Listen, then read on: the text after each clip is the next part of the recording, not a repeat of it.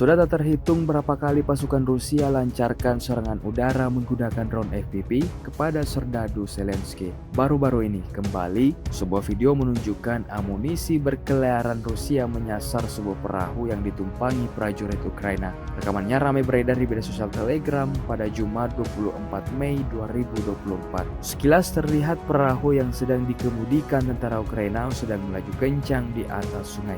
Kemudian nampak dari arah belakang perahu sudah ada UAV Rusia yang datang dengan kecepatan penuh menerjang perahu tersebut. Seketika ledakan hebat tak terhindarkan yang mengakibatkan perahu tentara Kiev tersebut hancur lebur. Tidak diketahui berapa korban jiwa dari pihak pasukan Ukraina akibat serangan ini, sebab belum ada pernyataan resmi yang dikeluarkan dari pihak militer Ukraina. Sejak beredarnya video ini, beragam komentar diberikan warganet.